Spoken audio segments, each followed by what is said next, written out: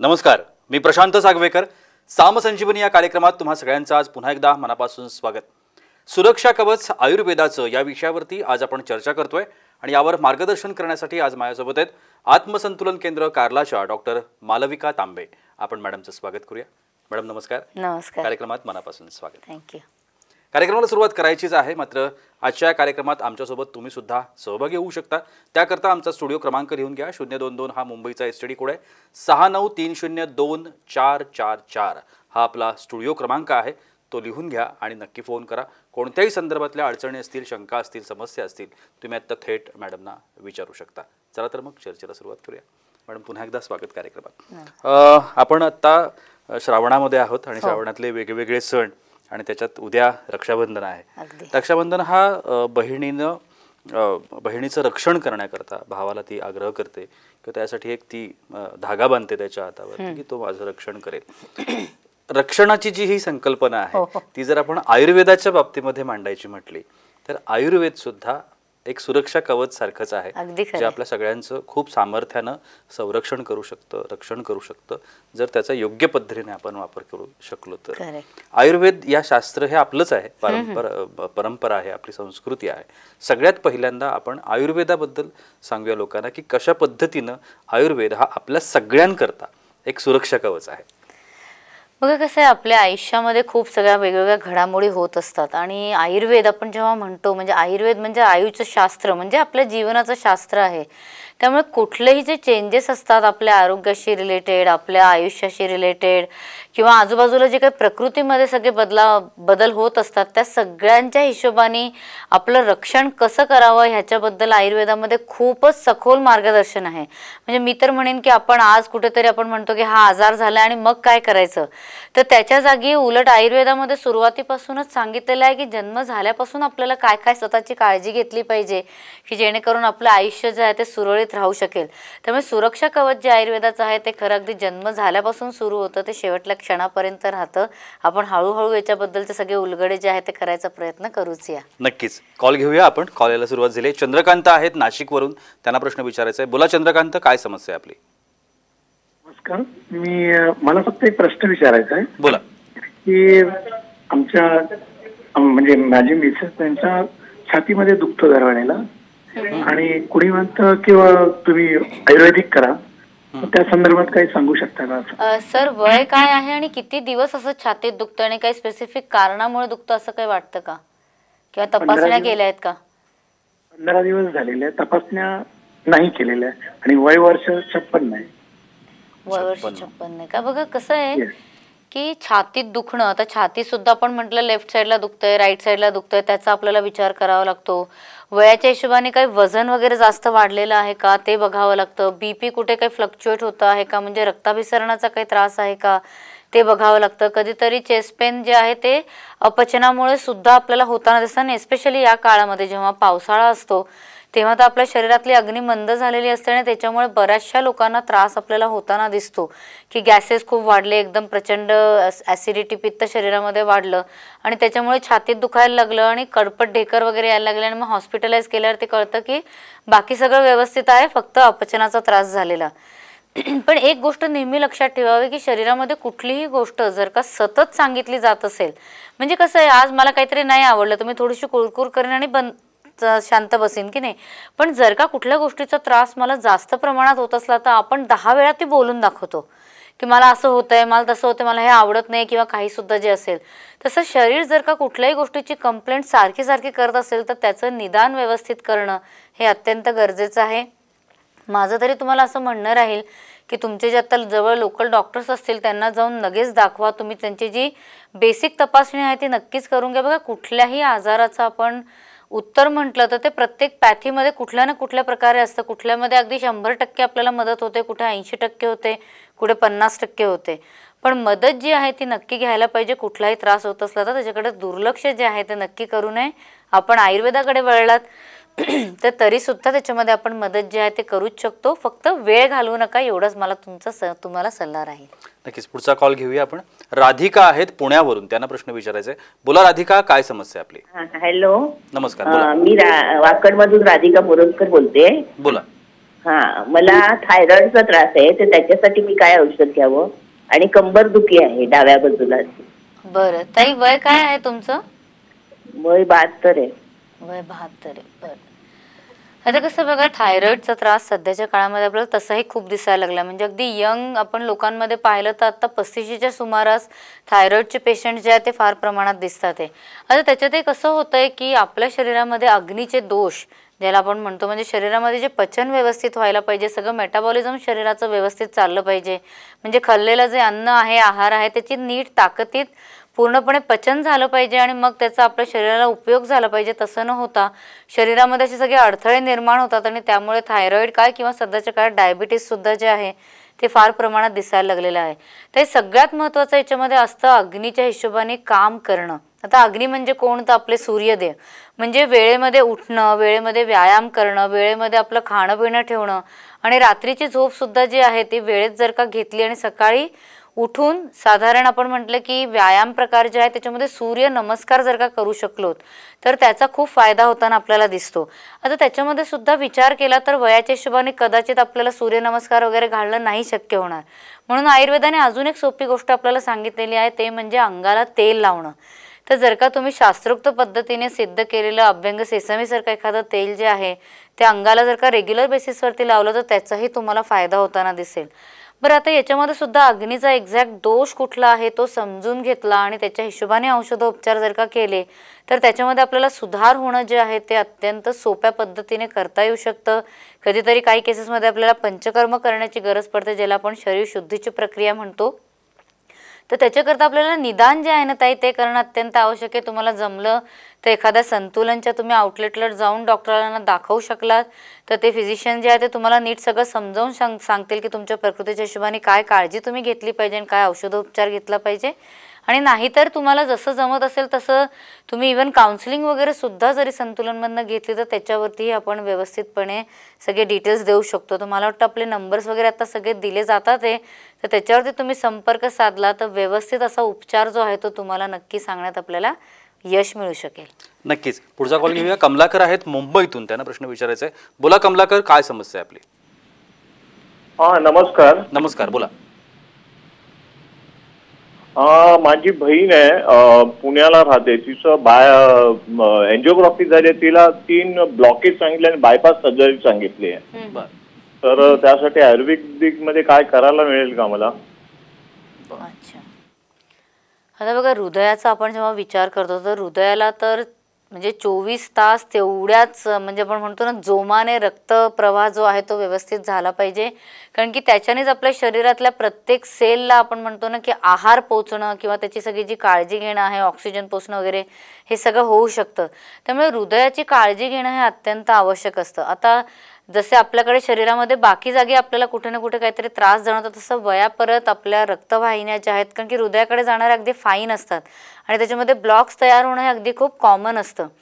तर त्याच्यामध्ये आयुर्वेद आपल्याला कशी मदत करू शकतं, तर हृदयाकडे रक्तपुरवठा करणाऱ्या ज्या वाहिन्या आहेत त्यांच्यामधले जे दोष आहेत ते कमी करण्यामध्ये आपल्याला वेगवेगळे औषधोपचार सांगितलेले आहेत. आता रोज रात्री झोपताना छातीवरती जर का हलक्या हाताने अभ्यंग सेसमीसारखं तेल लावलं तरीसुद्धा पेशंट्समध्ये या आपल्याला जे पण ब्रेथलेसनेस किंवा थकवा वगैरे खूप जाणवत असला, रक्तवाहिन्यांमध्ये अवरोध असल्यामुळे तर तो सगळा कमी होताना दिसतो. काही लोकांना छातीमध्ये एकदम जडपणा वगैरे आलेला वाटतो तर तो सुद्धा सगळ्या याच्याने कमी व्हायला मदत मिळते. पण एकदा जो अवरोध तयार झालेला आहे तो काढण्याकरता आपल्याला स्पेशलिस्ट लागतात. म्हणजे रस्त्यावरती सुद्धा जर का ट्रॅफिक जॅम झाला तर 10 लोकांना येऊन मदत करून कुठे कुठे अडकलेला आहे तिथून आपल्याला तो ट्रॅफिक सोडवावा लागतो. तर त्याच्याच करता आयुर्वेदाने असं सांगितलेलं आहे की जर का संतुलन पंचकर्मासारखं एखादं शास्त्रोक्त पंचकर्म केलं की जेणे शरीरामध्ये काय सगळे चेंजेस आपले झालेले आहे की जेणेकरून खूप जास्त प्रमाणात ते ब्लॉकेजेस वगैरे तयार झाले ते काढण्यामध्ये कशी आपण मदत करू शकतो, तर कसं विरेचन करावं, कसं शरीरामध्ये अंतर्स्नेहन वगैरे करून ते सगळे ब्लॉक्स आहेत ते मृदू करून काढता येतील, नवीन वाहिन्या आहेत त्या तयार करण्यामध्ये शरीरात आपल्याला कशी मदत करता येऊ शकते. तर त्याच्याकरता सर आपल्याला थोडासा वेळ काढून पंचकर्म करवून घेणं आणि औषधोपचार घेणं हे अत्यंत आवश्यक असतं. आपल्याकडे कारल्यामध्ये खूप अशा केसेस आहेत की जिथे सांगितलं होतं की आत्ताच्या आत्ता आपण काही नाही पावलं उचलली तर काहीतरी अघटित असं घडून जाईल, पण 20-20 वर्ष ते पेशंट्स व्यवस्थित पंचकर्म केल्यानंतर आयुष्य चांगलं जगतात आहे. त्यामुळे घाबरून न जाता व्यवस्थित विचार करून केसमध्ये काय गरज आहे तसं आपण समजून घेऊन जर का स्टेप्स घेतल्या तर मला वाटतं तुमच्या बहिणीच्या आरोग्याला नक्की आपण मदत जी आहे ती करू शकू. नक्कीच. पुढचा कॉल घेऊया. शिल्पा आहेत नागपूरवरून, त्यांना प्रश्न विचारायचा आहे. बोला शिल्पा, काय समस्या आहे आपली?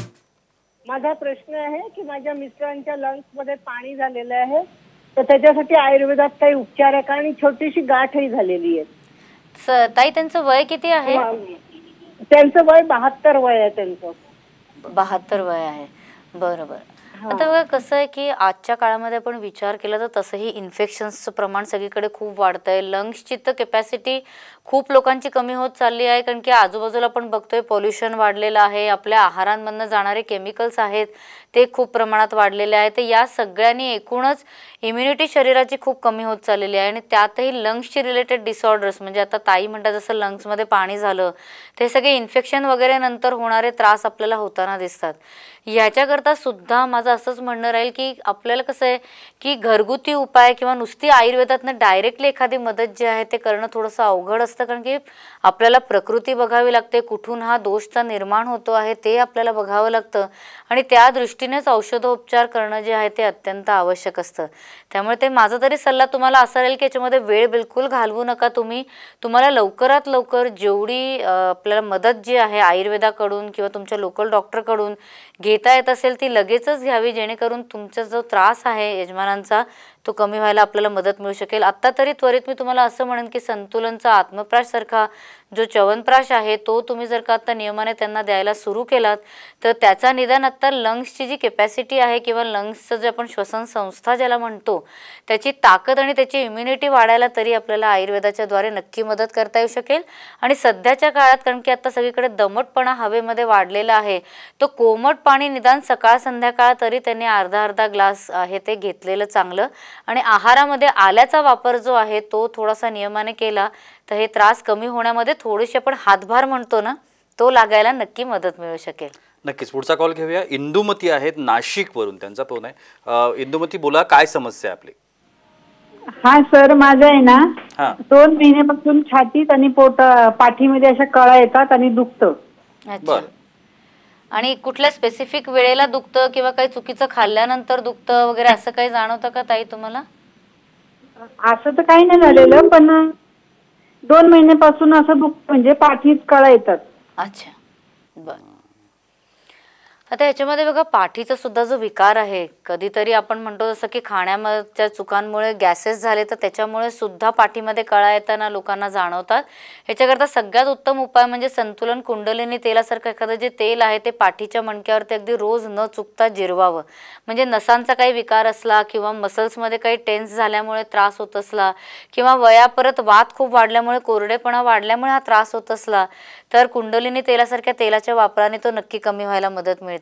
तसंच खाण्यामध्ये आपल्या आहार घेण्यापूर्वी म्हणजे कुठलंही जेवण घेण्यापूर्वी जर का तुम्हाला जमत असलं तर आलं, लिंबू आणि मध हे घेतलेलं अत्यंत उत्तम. आपल्याला जो पहिला फोन आला होता त्यांच्या सुद्धा करता मी सांगेन की आलं, लिंबू, मध जर का तुम्ही तुमच्या जेवणाआधी ठेवलं तर हार्ट करता सुद्धा ते आयुर्वेदाच्या मताने एक प्रोटेक्शन म्हणून काम करतं. तसंच अपचनावरती सुद्धा चांगलं काम करतं आणि शरीरामध्ये कुठेही वातामुळे सुद्धा दुखत असं जसं पाठीमध्ये आता ताईंच्या दुखतंय तर ते सुद्धा कमी व्हायला त्याच्यामध्ये मदत मिळते. तर तुम्ही अर्ध्या लिंबाचा रस घ्या, त्याच्यामध्ये 4 ते 6 थेंब आल्याचा रस घाला आणि अर्धा चमचा मध घाला.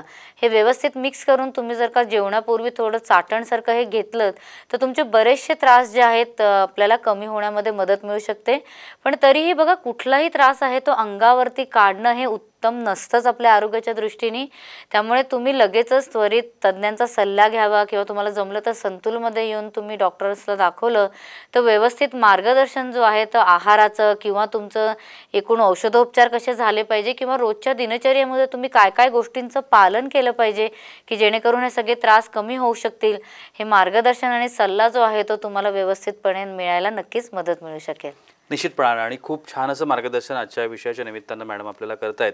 जसं आत्ता मॅडम म्हणाला की आत्मसंतुलनच्या कोणत्याही सेंटरवरती तुम्हाला जे जवळ सेंटर असेल तुम्हाला तिथे तुम्ही जाऊ शकता, तिथल्या तज्ज्ञ डॉक्टरांचा सल्ला घेऊ शकता.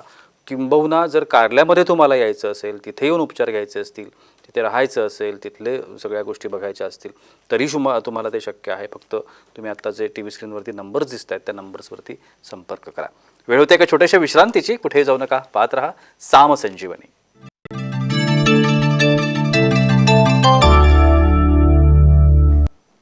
विश्रांतीनंतर सामसंजीवनीमध्ये तुम्हा सगळ्यांचं पुन्हा एकदा मनापासून स्वागत. सुरक्षा कवच आयुर्वेदाचं या विषयावरती आपण आज चर्चा करतोय आणि आत्मसंतुलन केंद्राच्या डॉक्टर मालविका तांबे आपल्याला मार्गदर्शन करतायत. उद्या रक्षाबंधन आहे, आपल्याला सगळ्यांना माहिती आहे. भाऊ जसा बहिणीचं रक्षण करण्याचं वचन रक्षाबंधनाच्या दिवशी घेतो, तसं आयुर्वेदानं आपल्या सगळ्यांसाठी एक सुरक्षा कवच उभारलंय. मात्र ते सुरक्षा कवच आपल्या सगळ्यांना माहिती पाहिजे आणि तिथपर्यंत आपण पोहोचलो पाहिजे, यासाठी आपण प्रयत्न करतोय. मॅडम पुन्हा एक कॉल येतोय, आपण तो घेऊया. स्वाती आहेत पुण्यावरून, त्यांना प्रश्न विचारायचा आहे. बोला स्वाती, काय समस्या आपली? हॅलो. बोला. हॅलो, माझ्या मुलाचं वय आता 22 आहे, तर त्याच्या पित्ताशयामध्ये खडे झाले, सोनोग्राफी मध्ये दाखवतोय. तर ते विरघळण्यासाठी काय आयुर्वेदामध्ये उपचार आहेत? बर, आता बघा कसं आहे की आपल्याला एवढ्या लहान वयामध्ये पित्ताशयामध्ये खडे झालेले आहेत म्हणजे नक्कीच रात्रीचं जागरण म्हणावं किंवा काहीतरी खाण्यापिण्यामधल्या चुका ज्या आहेत त्या होतच असणार. त्याच्याशिवाय अशा प्रकारचे त्रास सहसा लिव्हर किंवा पित्ताशयाचे खडे वगैरे असे दिसत नाही. आणि आजकाल आमच्या हे पण बघण्यात येतं की खूपशा यंग मुलांमध्ये फॅटी लिव्हर म्हणजे लिव्हरचा काही भाग जो आहे तो काम व्यवस्थित न करणाऱ्या परिस्थितीमध्ये सुद्धा पोहोचलेला असतो. सगळ्यात महत्त्वाचं याच्यामध्ये हे आहे की आहाराची खूप काळजी घ्यायला पाहिजे. घरामध्ये सात्विक आहार घेतलेला जास्त बरा, म्हणजे आपण म्हणतो ना वरण भात भाजी पोळी अशा प्रकारचा आहार सुपाच्य असलेला घेतलेला जास्त चांगला. तसंच संतुलन रोज ब्युटी तेलासारखं एखादं जे तेल आहे ते रोज अगदी न चुकता लिव्हरचा जो एरिया पोटावरचा असतो तिथे हलक्या हाताने जिरवलं तर त्याचाही आपल्याला फायदा होताना दिसतो. तसंच एखादं संतुलन बिल्वस्यांसारखं औषध किंवा पुनर्नवासासारखं जे आयुर्वेदामध्ये औषधं सांगितलेली आहेत ती पण नियमाने घेतलीत तर त्याचाही लिव्हरचं फंक्शन सुधारण्याकरता आपल्याला बऱ्याच प्रमाणात मदत होताना अशी दिसते. त्याचबरोबरीने संतुलन पित्तशांतीसारख्या ज्या गोळ्या आहेत त्या जर का सकाळ संध्याकाळ नियमाने 2-2 घेतल्या तर एकूणच शरीरामध्ये पित्ताची स्थिती जी आहे ती व्यवस्थित राहण्यामध्ये मदत मिळू शकते. म्हणजे होतंय कसं की पित्त खूप वाढलं म्हणजे आपण नाही जर का गॅसवरती आपण भात ठेवला तर अग्नी जास्त झाला तर कसा करपून जातो की नाही आणि तो कसा कडक होऊन जातो, तशाच प्रकारे हे पित्त जर का जास्त प्रमाणात शरीरामध्ये वाढलेलं असलं तर त्याच्यातनं आपल्याला हे खडे निर्माण होताना दिसतात. आणि याच्यातही खरं तर ताई पंचकर्मासारखी जी आपण म्हणतो ना की शरीर शुद्धीची प्रक्रिया आहे त्याचा खूप प्रमाणात आपल्याला फायदा होताना दिसतो. त्यामुळे वेळ घालवू नका, कारण की बऱ्याचदा कसं होतं की हे पित्ताशयाच्या खड्यामुळे दुखणं वगैरे जे होतं त्याच्यामुळे घाई गडबडीत पित्ताशय काढून टाकलं जातं आणि नंतर तुम्ही इतक्या प्रमाणामध्ये ॲसिडिटीचा त्रास किंवा अपचनाचा त्रास, पोटामध्ये सतत जळजळ वगैरे हे सगळं होत राहतं. कारण की पित्ताशयाचं जो मेन काम असतं ते म्हणजे एकदम शरीरामध्ये ॲसिड कुठेतरी जाऊ नये आणि त्याला एक साठवण्याचं स्थान जे असतं ते आपल्याला निसर्गाने दिलेलं आहे तेच काढून टाकलं की मग मात्र पुढचे त्रास भरपूर आपल्याला होताना दिसतात. त्यामुळे पित्ताशय काढून टाकण्याआधी नक्कीच आपल्याला काही मदत औषधोपचाराने होऊ शकते का ते सगळं बघून आणि हा त्रास कसा कमी करता येईल याच्याकरता प्रयत्न केलेले मला वाटतं जास्त बरं आहे. की हे वय जे आहे 22 वर्ष हे कुठल्याही प्रकारे सर्जरी वगैरे करून कुठलं तरी शरीरातलं महत्त्वाचं अवयव काढून टाकण्याचं वय नाही आहे. त्यामुळे थोडासा कन्झर्वेटिव्ह म्हणजे थोडासा वेळ देऊन काय आपल्याला करता येऊ शकतंय याचा नीट विचार केलेला जास्त बरं. आणि ह्याच्याकरता तुम्ही संतुलनची भेट घेतली तर नक्कीच तुम्हाला तिथले फिजिशियन जे आहे ते व्यवस्थित सगळं समजवण्यामध्ये मदत जी आहे ती करू शकतील. नक्कीच. पुढचा कॉल घेऊया मॅम. रजिया आहेत औरंगाबादवरून, त्यांना प्रश्न विचारायचा आहे. बोला रजिया, काय समस्या आहे आपली? नमस्कार मॅडम. नमस्कार. मी मसिराची आजी बोलते. माझ्या मुलाचं वय आहे 39. अच्छा. आणि त्याला जे येतंय डिस्क बल्ज म्हणून स्पायनल कॉर्डचं निदान झालेलं आहे. ओके. तर सध्या त्याला सयाटिका टाईप त्रास होतो मॅम. डाव्या पाया कमरेच्या मधून डाव्या पायामध्ये म्हणजे असं पेन होत आहे आणि त्याच्यामुळे मग त्याला झोपण्याला किंवा हे असं चालण्याला ऍक्टिव्हिटीसाठी त्रास होतोय. करेक्ट. हो.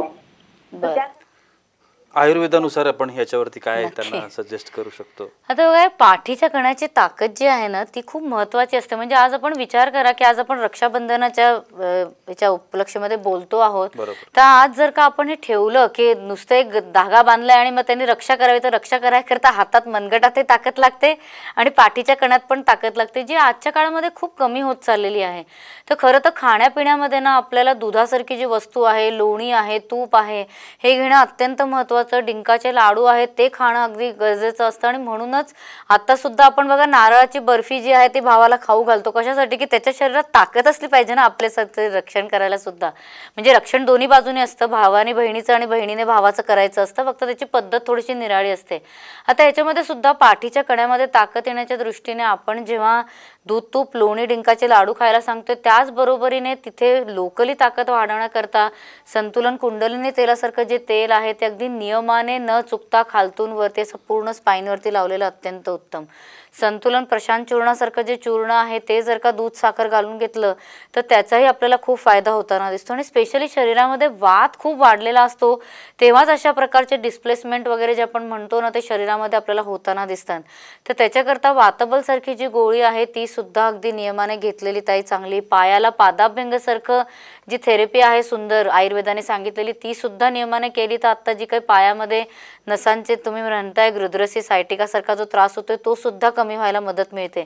तर या सगळ्या गोष्टी तर तुम्ही म्हणजे सुरुवात कराच. बरोबरीने आत्मप्राश सारखं जे रसायन आहे आयुर्वेदाने सांगितलेलं नसांना आणि सगळ्या हाडांना आणि आपल्या मसल्सला ताकद देणारं ते सुद्धा लगेच सुरू करावं. पण वय कमी आहे त्या दृष्टीने आपण प्रत्यक्ष जर का तपासणी करून त्याच्यावरती काय औषधोपचार अजून गरजेचं आहे, प्रकृतीप्रमाणे काय उपाययोजना आपण केली पाहिजे आणि पंचकर्माची त्याच्यामध्ये कुठे मदत होऊ शकते का हेही बघणं जे आहे ते अत्यंत गरजेचं आहे. तर मला वाटतं की आपल्याला सुरक्षा कवच आयुर्वेदाचं जे वापरायचं आहे त्याच्याकरता अवेअरनेस ठेवून वेळेतच आपण काहीतरी उपचार जेव्हा गरजेचे आहेत ते केले तर मग एक आपण म्हणतो ना की स्टिच इन टाइम, म्हणजे एकच आपण जर का धाग्याने आपण स्टिच घेऊन टाकला तर अजून वस्त्र फाटत नाही आणि अजून कुठले तरी त्रास जे आहेत ते शरीरामध्ये वाढत नाही. त्यामुळे सुरक्षा कवच जे आयुर्वेदाचं आहे ते अगदी जन्म झाल्या क्षणापासून ते अगदी शेवटल्या क्षणापर्यंत कुठे ना कुठे काही ना काही प्रमाणात आपल्याला मदत जी आहे ते नक्की करू शकते, हे लक्षात ठेवायला पाहिजे. नक्कीच खूप छान असं मार्गदर्शन आजच्या विषयाच्या निमित्तानं मॅडमने आपल्याला सगळ्यांना केलेलं आहे. खूप फोन्स येत आहेत. मी दिलगिरी व्यक्त करतो की आम्ही सगळे फोन घेऊ शकत नाही आहोत वेळेअभावी. मात्र सगळ्यांना एक विनंती आहे की तुम्हाला आत्ता जरी मॅडमशी या कार्यक्रमात बोलता आलं नसलं तरी सुद्धा आत्ता आत्मसंतुलन केंद्राचे नंबर्स टी व्ही स्क्रीनवरती आहेत, हे नंबर तुम्ही टिपून घ्या. कुठल्याही नंबरवरती कॉल करा, तुम्हाला मॅडमची अपॉइंटमेंट मिळेल. तुम्ही थेट मॅडमशी बोलू शकता. त्यांच्या शंका जे काही तुमच्या शंका असतील, अडचणी असतील, मॅडम निश्चितपणाने दूर करण्याचा प्रयत्न करेल. मॅडम तुम्ही आजच्या कार्यक्रमात आलात आणि एवढी छान माहिती आमच्या प्रेक्षकांना दिलीत त्यासाठी अगदी मनापासून मलाही आनंद आहे. आणि याबरोबरच वेळ होते इथेच थांबण्याची. कुठे जाऊ नका, पाहत रहा साम टीव्ही.